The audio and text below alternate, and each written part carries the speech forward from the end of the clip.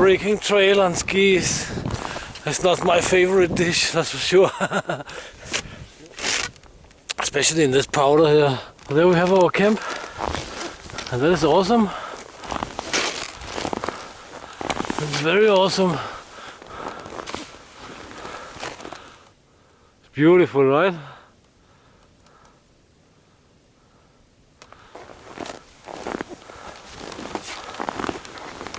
Looks like we have some tree with crest on the campsite. It's most likely due to the ice rain we had. No bears. Dang it. There's something that needs to be moved, cleaned up and burned. But guys, welcome back to the channel. Welcome to Savotta, Russia. Today we're in the forest, you can see. And I'm basically here to clean a little bit of snow before it's gonna be too much snow, right? You can already see there, it's building up. We didn't have that much, like 15 centimeters or something, and now we have more than half a meter. So yeah, awesome. Let me get the backpack off and stuff like that. I have some stuff, not some stuff. I just something I want to show you shortly today. So blah blah blah. Alright guys, so we got cleaned out a little bit, and I found out something really awesome. Really awesome. But here we have a space for our tent. Because me and two other guys most likely gonna go here in not too long, so we can get some moose meat. Time will tell. But can you see this guy there? That's an old dead standing pine which was standing there because we had also pretty rough storms, winter storms here, and this ice rain, and yeah, it's below -15 now, so yeah, not super cold but cold enough. But anyway, this guy fell over. We have some Siberian firewood because that stuff there, I think it's basswood or something. Looks like that. I think it's basswood. That is not Siberian log fire material. But we are not going to talk so much about Siberian log fires right now. We are going to take a look at some metal rings we have here at the campsite. We have some dongle rings, we can call them, whatever we want to call them. So you can see here we have two rings. Two of my dongle rings here. Anyway, we have some metal rings here. And they're super awesome because they can come apart. So we have two. One is a little bit smaller than the other. Doesn't matter, they can be the same size. Actually, it's easier if they're the same size. But what can these guys be used for? They can be used for all sorts of stuff.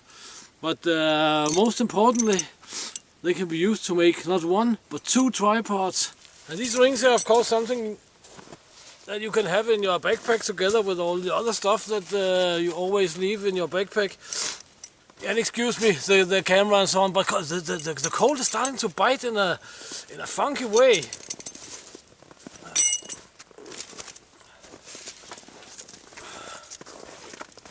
I'm gonna put you there instead. It's gonna be much better, much gooder. Then we can get our dongle ring up here, and then we can twist and turn like this and like that.